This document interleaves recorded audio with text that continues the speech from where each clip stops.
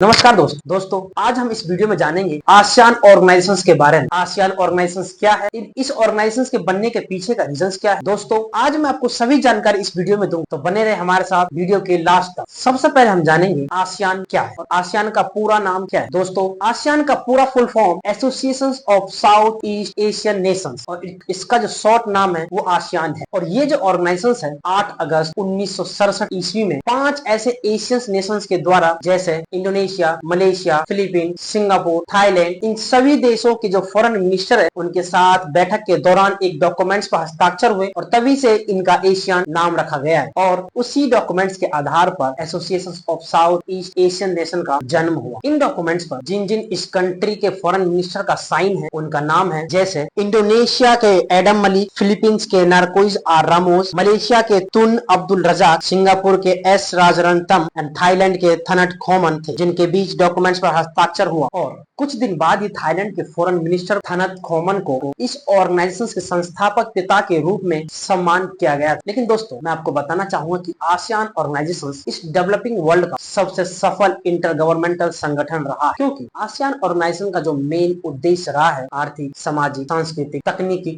शैक्षिक और अन्य क्षेत्रों में सहयोग, जैसे न्याय और कानून का शासक का पालन करना, यूनाइटेड नेशंस के निर्देश आदेश को शासक में लाना, इन सभी मुद्दाओं पर इनका काम कार्य रहा है। इनके माध्यम से क्षेत्र शांति स्थिरता को बढ़ावा देने में एक दूसरे का सहयोग और कोऑपरेशन रहा है। और इसमें यह निर्धारित किया गया है कि पूरी एसोसिएशन को अपना लक्ष्य, सिद्धांतों और उद्देश्य की सदस्यता लेने वाले दक्षिण पूर्व एशिया क्षेत्र सभी राज्यों की भागीदारी के लिए खुला रहेगा, क्योंकि इस ऑर्गेनाइजेशन ने दक्षिण पूर्व एशिया के देशों की सामूहिक इच्छा का प्रतिनिधित्व करते हुए खुद को दोस्ती और सहयोग में बांधने और संयुक्त प्रयासों बलिदान के माध्यम से अपने लोगों और भावी पीढ़ियों के लिए शांति, स्वतंत्रता और समृद्धि का आशीर्वाद सुरक्षित की घोषणा की और एक दूसरे का कोऑपरेट करने पर जोर दिया गया है। दोस्तों मैं आपको ये बता दूं कि आसियान ऑर्गेनाइजेशंस में जो शामिल होने वाले 10 देश है, जैसे Indonesia, Malaysia, Singapore, Philippine, Vietnam, Laos, Myanmar, Cambodia,